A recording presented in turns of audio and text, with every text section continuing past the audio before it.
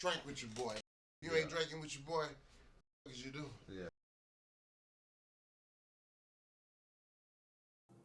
And so from that day, I would like draw stuff, thinking about I'm gonna make games one day. And that was it. So you were That's drawing your own characters. draw my own characters. Like I would just, it's like first it started with like copying because that's how you learn, right? You learn by copying. So I like look at other like game manuals and I draw little characters in there, and all the years is drawing stuff and like thinking about games, how to make them. And at that time, there was no like clear path to like how to make games. So Yeah. people who are like my age, I'm 46. People who are artists or are my age, like there was no education path for making games. We had to figure it out on our own.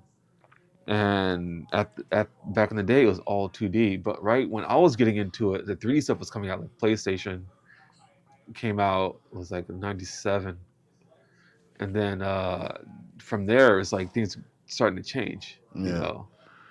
and like my mom was like, "Are you sure you want to make games? You sure you want to make games? It's not going to be around for." She's like, "Why don't you just be, architect or designer or something like that?" And that was like stable. Yeah. It's something that she knew. So she wasn't trying to discourage me. She's just trying to make sure I had a future doing what I like doing. But I stuck with it and just like kept doing it, and then let's see, damn, yeah, I went to college, but not for game art. I just went for normal graphic design because Also normal graphic design. yeah, because there's still that. It was like '97. I graduated high school in '97, so '97 to 2000, I was like doing graphic design and stuff, right? Yeah. But with the idea that one day I'm gonna make games. What was the first step that you say you made besides the graphic design that you actually made into the video game world to like, okay, now I'm starting to learn how to make games? Like, what was the first interaction you had with that? I think my first job was Oh, it was a job. yeah, I was well, because at home I would like, so back in the day before I was in high school, when I was in high school, I would like try to learn C++, which is like a coding language for everything, not just games, but for like software in general. So I would go learn that, try to learn that, Yeah. read the books, and it just got me into that path. But my first job where like I can like try to implement it was I was working for like a small like contract company down in San Diego, and we would do interactive stuff like military simulators, software, and that was like my first step to doing games. I was always interested in it. So I'm like Yeah. modding like Unreal Engine, modding like like Max Payne, like modding all these like the games that back in the day Yeah. PC games will come out and you can like run the editor in a certain mode and like modify those things like Half-Life. Yeah. So you can like make your own stuff and put it in there. And that was my path to like figure out how their stuff worked. So then like when I finally got into a company, I'd have some like understanding. Cause Yeah. yeah, it's 2000, so there's no YouTube, there's no books, there's no still no nothing. Yeah. But there's like a forum like back in the day, called Polycount.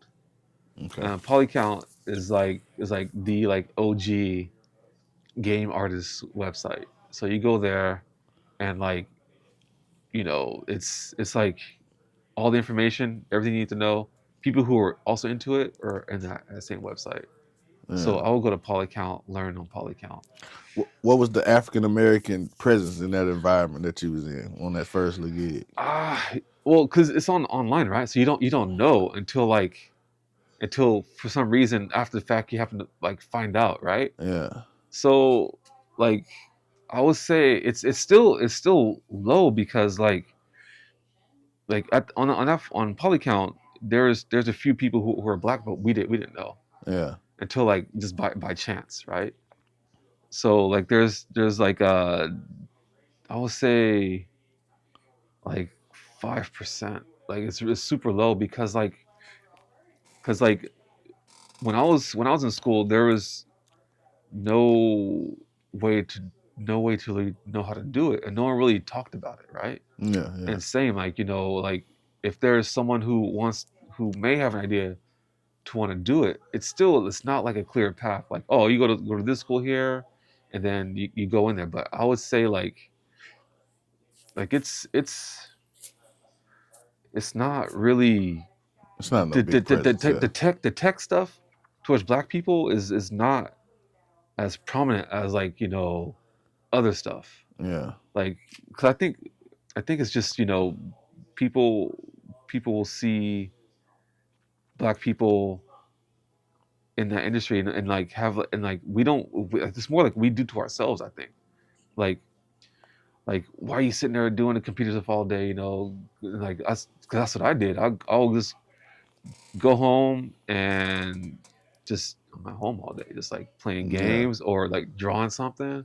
I'll go out on the weekends, go hang out whatever with my friends, but I was always doing that and just not like yeah, I was just in that game environment when I was a kid. yeah, But like for education wise, like getting people aware so that there's more black people in the game industry is like yeah, the most important thing. And that's like so whenever like I talk to like a little cousin or someone who's interested in it, like, oh yeah, just it's having someone who is there, and then they can like talk to, or having a parent who has a kid, and because I'm 46, so like there's parents who have no idea what to do if their kid likes this stuff, what school to go to, yeah, and like going what to go to schools, or not even like for me, I'm all like pretty much self-taught, right? yeah, But like there's a more better path nowadays that can set you up for not just making games, because like it can be like the early 80s, it can crash. Like yeah, it's kind of like shaky right now. So like if you go as an artist in general, and then you can branch out, like you do TV commercial, you can do movies, you can do like games, you can do like yeah, whatever. Because if games gets a little too like unstable, you can like fall back and go do something else.